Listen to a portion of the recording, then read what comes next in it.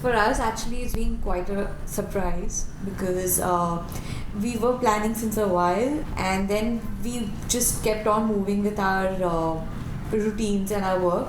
And one fine day, we find out that we are expecting a baby. So it was a real surprise for us. And we were totally caught unaware at a time where there was so much happening in life. I think how much ever you think you're prepared for things, you're never prepared for them. It always surprises you, and I think that's the beauty of life.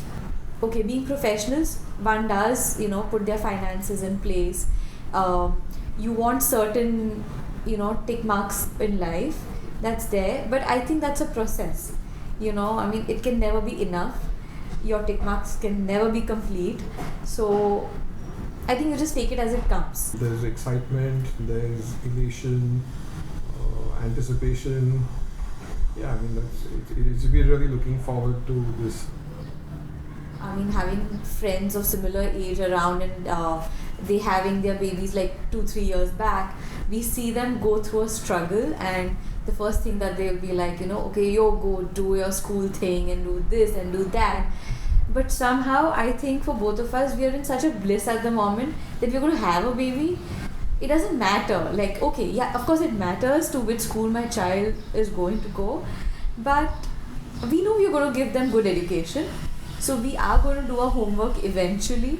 But at this point, we're really not thinking about that. We are really enjoying this phase. Yeah, we made a few investments in the past, so we are going to be capitalizing on those at this moment for taking care of the expenses that will arise with the baby on its way. So that's what we've planned for, and some of them we are making the provisions as we go along the journey. It's basically a mix of mutual funds and fixed deposits is what the investment vehicles that we've chosen. We would need to add some more funds to it. The amount that we had kept aside, it does cover the major costs involved, but a small percentage would need to be added from our other sources. We do have medical. We have plans. our medical insurance. We would be planning for the baby, also be taking a cover for the baby. Yeah. These days you have the stem cell banks are there, which kind of an insurance of sorts for the baby for future health issues. So we plan on using that facility. And we would be obviously including the baby in our health plan. In our health plan, yeah. So the ongoing expenses like of the pediatrician and the doctor's expenses at the moment, those we're meeting them out of our regular expenses only. And as I told you, the hospitalization expenses and what at the time of the delivery, those expenses that would be taken care of by our savings and whatever investments that we made for this purpose in the past. Basically it was like this, that we've obviously working before we got married. So we had already started on our investment journey, and at that point of time. So because of that, we just let it continue its natural course along that route. So she had her set of advisors, I already had my set of advisors, and the nature of our business is both being very different. Again, had a different investment pattern or a way to work. So so far that's why hence we've continued along the individual route rather than pulling things together. But as we discussed, and going forward with the baby coming on this way and having to make joint decisions for the baby, we would probably now start pulling our own resources also together and having a joint decision for our investments in the future. We've always seen our parents, our mothers, just being around us and for us all the time, and because they are homemakers, that's always been given as a priority. Having said that, today being a professional, my work is something that brings in satisfaction to me. It keeps me going. So I look forward to combining both of them really well together. For example, like I just have to set up the nursery for my child. So, at that point of time, they had big homes, but they never thought of it to be as a kid's room until the child grew up to an age of 5 or 6 or even 8 or 10, or till the time they had 2 children and they had to push them out of their room, But today, as a couple, we want our space, and, you want the child to have their own space. So that's a very beautiful thing to be done, and that is something which really requires a lot of planning. So that has to be done before the child comes in, because once the child is there, you want to spend most time with the child. Most of us are of the new thought process of that we need to be involved in our child's daily lives to the maximum extent that we can, and be involved at almost at every stage, rather than how our parents were, that they would be busy with work, so you would end up meeting them only on weekends or something if they got late with work or they had a busy week or things like that. I would like to be involved, be there for my child at all his special moments and milestone moments. It's a very fast changing scenario today. At my grandfather's time or my dad's time, things moved a lot slowly. Today there are a lot of technological shifts, there are technological advancements which we need to keep up with constantly.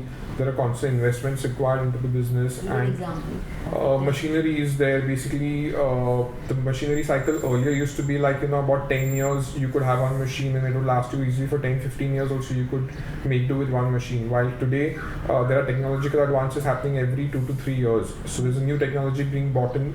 The cycle is currently 3 years. So you need to be prepared, stay ahead of the market by constantly investing, upgrading your technology so that you're able to meet up the challenges that the market brings forward and stay ahead of your competition. So we are primarily self-funded. As and when capital investment is required, we do rely on a bank loan in that aspect. For the day-to-day workings, we are self-funded. And as of today, we are debt-free in that aspect. There are no bank loans or liabilities in that aspect. And yes, but as and when there would be capital investment required, we would obviously need to go back to funding from a bank or a financial institution. And today, with a lot of these government schemes and funding available, that also brings about huge choice for us. Taking care of the going in for these MSME schemes and things like that. That helps us in not going to the typical banking sources and probably relying on government subsidies and all, which will help the business in a long way. In our work, typically we usually do not begin work till we are given an advance, because it's such a niche product that is made for a client specifically. Since we are not into mass production in our country, when we work with a lot of labor, a lot of them are also working on daily wages. So that's a task.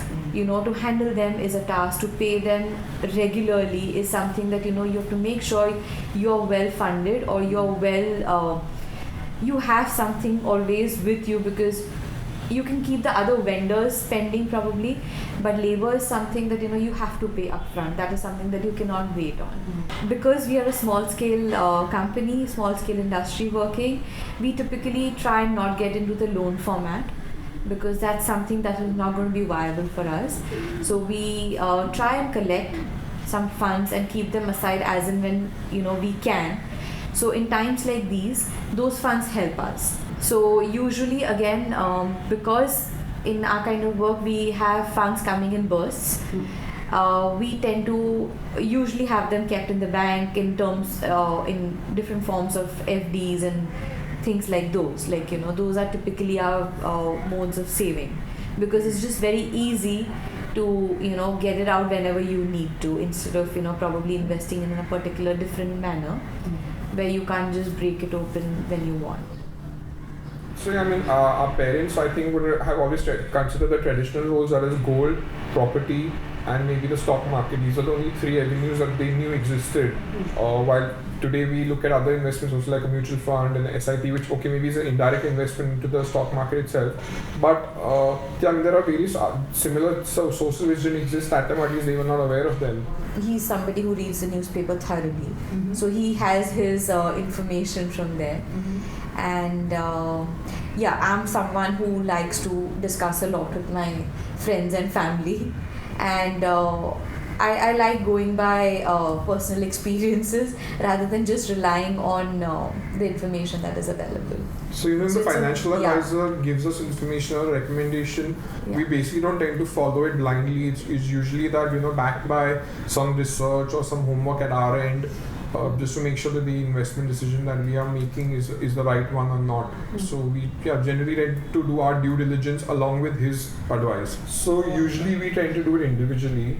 That certain savings that I have, I tend to put them in different sort of mutual funds, having a diverse portfolio, ensuring that some of it is, high risk, some is medium risk, and some of it low risk.